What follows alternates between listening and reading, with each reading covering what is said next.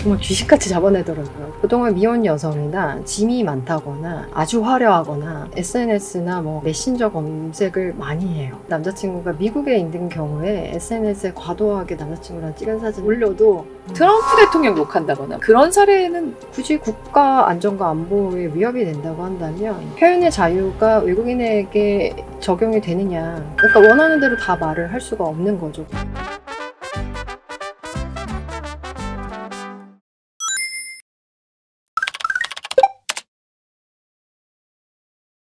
그리고 SNS를 이렇게 본다고 하셨는데 어떤 단어가 있으면 미국에 못 가는 겁니까? 일단은 네. 뭐 지금 가장 문제되는 이제 친팔레스타인 반유대주의 이쪽인 것 같아요. 그래서 이제 조금 테러 쪽 반복성과 심각성의 여부인데 아마 그 안에서 점수를 매기는 것 같아요. AI를 가지고. 그럼 혹시 그 상담하셨거나 좀 이렇게 현장에서 목격하신 케이스 중에서 이 정도인데 못 들어갔다, 뭐 이런 게 좀 있을까요? 먼저 타겟팅을 해서 잡는다기보다는 그분들이 이제 정말 귀신같이 잡아내더라고요. 그래가지고 이제 입국 심사를 하다가 좀 보면은 SNS 좀 볼까? 이제 이런 식으로 진행된 경우가 무작위로. 많았어요. 네, 그렇죠. 그러니까 보통은 미혼 여성이나 짐이 많다거나 좀 대답이 불분명하거나 아주 화려하거나 이런 경우에는 SNS나 뭐 텔레그램이나 메신저 검색을 많이 해요. 요새요.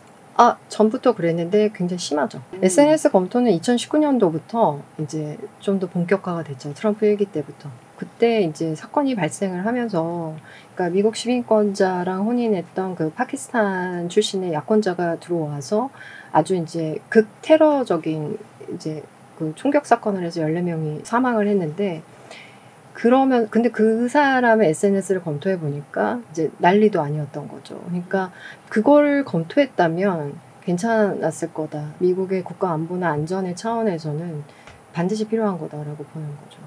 굉장히 SNS 검토를 통해서 많이 걸러낼 수가 있다고 보는 거예요. 저는 유튜브에 뭐 심지어 여러 테러 단체에 쓰는 기호마저 막 다 보여주면서 이런 거 안 된다고 했는데 입국에 전혀 문제 없었고, 트럼프 근데 테러 단체 기호를 쓰면 그거는 문제가 될 수 있는 거 아닌가요? 근데 이제 저는 이제 뭐 그걸 설명하는 거니까 통과가 됐나 봐요. 나 미국에서 살고 싶어. 나 뭐 미국에 정말 좋아. 미국에서 뭐 이민 가고 싶어. 뭐 이런 식의 꽤 있으면 입국이 거절되는 경우는 많아요. 헬조선 막 이러면서 네. 나 미국에 살고 싶다. 미국 가서 살아야지. 네. 이런 글을 자주 남겨도 입국 거절 사유가 된다. 왜냐면 이스타 같은 경우에는 이제 단기 관광 출장이다 보니까 이민할 것 같은데 이러면서 실제로 입국 거절 사례가 굉장히 많죠. 그것도 있고요. 이제 막 미국, 예를 들어서 본인의 남자친구가 미국에 있는 경우에 SNS에 과도하게 남자친구랑 찍은 사진을 올려가지고 나 남자친구 너무 좋아 이러면서 이제 올려도 미국 가서 사는 거 아니야? 이제 이렇게 될 수도 있고요. 그러면 실제로 남자친구 사진을 과도하게 올렸다가 거절된 경우가 있나요? 입국에서 거절된 경우가. 정말요? 네. 그 경우에는 이제 막 살고 싶다라는 단어가 들어가기는 하는데 실제로 있는 경우. 과도하게 미국 막 남자친구와 어떤 막 결혼할 수도 있어라든지 뭐 이런 식의 또 뉘앙스는 미국에서 뭔가 다른 어떤 신분 조정이라든지 조치를 취할 수 있는 그런 가능성이 있기 때문에 그런 것도 좀 조심하시는 게 좋죠. 결혼할 수 있어도요? 왜냐하면은 결혼할 수 있다라고 하는 거는 미국에서 이스타로 들어가서 눌러 앉아가지고 영주권 진행이 충분히 가능한 케이스이기 때문에, 그리고 실제로 너무 많은 경우가 그렇게 진행을 하기 때문에 이제 그런 거는 좀 안 올리는 게 좋죠. 당연히 저는 그런 거 지우라고 하죠. 그럼에도 불구하고 한국에 돌아갈 게 분명하고 한국에 직업이 있고 기반이 분명해서 결혼은 결혼이고 돌아갈 게 분명하면 문제는 없죠. 근데 이제 막 짐을 검사했는데 뭔가 영주권을 진행할 수 있는 막 본인의 막 주민센터 발급 서류들이 나온다거나 짐이 많다거나 이러면은 아무리 본인은 아니라고 해도 입국심사관이 이민하려고 하는 거 아니야? 이제 의심의 사유가 합리적으로 충분하면 거절될 수 있죠. 그러면 실제로 미국 가서 결혼을 하려고 한 사람은 다른 비자를 받아서 가야 되는 건가요? 그렇죠. 약혼자 비자라는 게 있는 거죠. 약혼자 비자를 해서 미국에서 혼인을 하기 위한 비자가 별도로 있죠. 유학생들이나 이 기업인들이나 보통 사람들이나 좀 미국을 좀 편안하게 왔다 갔다 할 수 있는 이런 걸 좀 주의하시면 비자가 잘 나온다. 그런 팁이 좀 있을까요? 일단은 온라인을 좀 주의해 주시는 게 좋을 것 같고 필요시에는 뭐 삭제해도 되냐 그러는데 저는 그냥 삭제하라고 말씀을 드리고 있고요.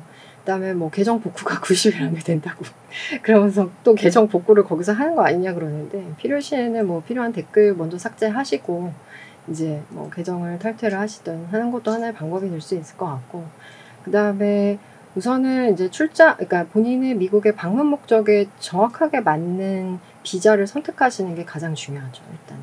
제가 항상 느낀 게 뭐냐면, 이제 대사관에서 하는 인터뷰를 굉장히 형식적으로 생각하시는 경우가 많은 것 같아요. 그러니까 이거는 내가 무슨 특별한 문제도 없고 이러는데 뭐 굳이 나를 왜 거절해? 이제 이런 식으로 생각하면서 조금 편안하게 가시는 경우가 많은데 거절 가능성이 높습니다. 그래서 이거는 좀 편안하게 생각하지 마시고 GPT라도 도움을 받으셔서 조금 진지하게 임하시는 게 중요합니다. 엉망이라는 게 영어를 잘 못하는 거는 아닐 거 아니에요? 그건 전혀 아니고 네. 이제 가장 중요한 게 방문의 목적이라든지 뭔가 이런 걸 설명을 하는 건데 의외로 가셔서 분명하게 얘기 안 하시는 경우가 많아요. 왜죠? 그러니까 예를 들어서 네. 학생 비자라면은 뭐 왜 가요? 이러면은 뭐 잘 모르겠는데 일단 뭐 끝나고 더 공부할 수도 있고 일할 수도 있고 뭐 이런 식으로 그러니까 뭐 봐서 뭐 이제 이렇게 근데 그게 사실이니까 이제 이렇게 얘기를 하는데 언제까지 있을지 내가 생각은 안 했는데 네, 그걸 그쵸. 물어보면은 본인도 이렇게 모호하게 대답한다. 네, 맞지 않는 대답인데 뭐가 문제냐라고 이제 저한테 얘기를 하시죠. 그러니까 사람들이 생각하는 미국에 못 갈 정도의 SNS다. 미국 정부를 욕한다거나 트럼프 대통령 욕한다거나 뭐 이런 정도의 것이 문제가 되거나 그런 사례는 없죠. 없는 것 같고요. 그쵸. 그거는 이제 단순한 정책 비판은 전혀 문제가 안 되고 단순한 정책 비판은 전혀 문제가 안 되죠. 콜롬비아 대학생은 영주권자였잖아요. 영주권자도 쫓겨날 수 있는 건가요? 시민권자가 아니면? 그죠. 왜냐면은 영주권자는 일단은 이민법상으로는 에일리언이기 때문에, 그러니까 외국인이기 때문에 굳이 국가 안전과 안보에 위협이 된다고 한다면 에일리언을 그렇게 막 지키고 감싸주면서까지 들여보낼 필요가 없고 가장 중요한 거는 이제 결국은 수정헌법 표현의 자유가 외국인에게 적용이 되느냐 그 문제인데 수정헌법의 표현의 자유는 그렇게 일괄적으로 적용되는 게 아니고 외국인에게는 당연히 제한적으로 적용이 되는 겁니다. 그러니까 원하는 대로 다 말을 할 수가 없는 거죠. 그게 국가 안보 안전에 위협이 된다면 외국인이기 때문에 표현의 자유는 제한적으로 적용을 시켜야죠. 표현의 자유는 미국인들에게 있는 것이다. 하고 싶은 말 다 하고 미국 올 수는 없다는 거죠. 특히 좀 현장에서 보시기에 전하고 많이 달라졌다고 느끼는 그 체류 신분은 어떤 게 좀 있을까요? B1, B2 비자랑 F1 학생 비자요. 학생 비자. 네. 아주 거절률이 매우 높아졌고, 그리고,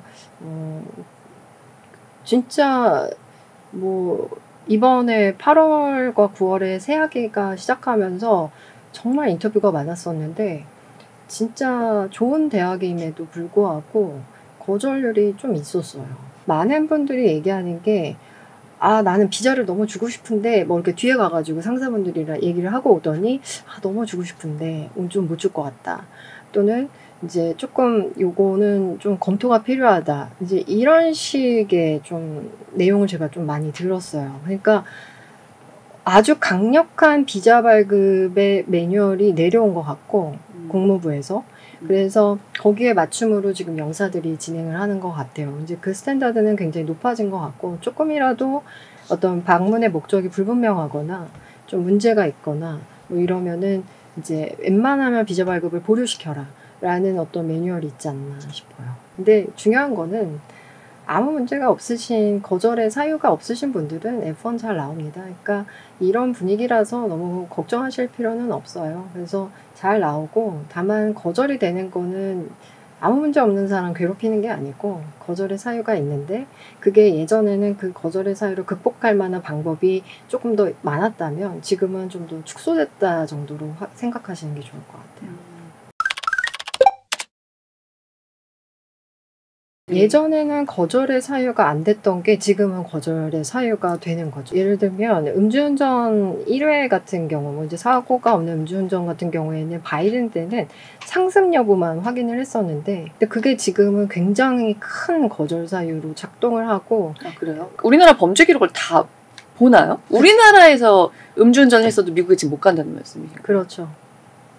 아예 미국에서가 아니라 영구적으로 못 가는 거는 아니고, 예전과는 심사의 방법이 완전히 달라진 거죠. 전과가 있으면 원래는 비자가 거절이 되는 사유가 돼요. 그런데 모든 전과가 거절이 되는 건 아니고 이제 비도덕 범죄라고 하는 리스트에 들어가야 되는데, 예전에는 음주운전이 여기에 해당되지는 않았어요. 그래서 중독성 여부만 확인을 해서 이제 미국 와가지고 또 하지 않을 것만 같으면, 그러니까 병원에서 중독성 여부가 아니라고 확인만 되면 비자가 발급됐는데, 지금은 그런 상습 여부와는 관계없이 이 음주운전을 이제 이런 비도덕 범죄 리스트에 포함시키려고 하는 실제적인 HR 875라고 하는 법안이 지금 현재 발의 중이라서 그거의 영향인지 굉장히 까다롭게 굴죠.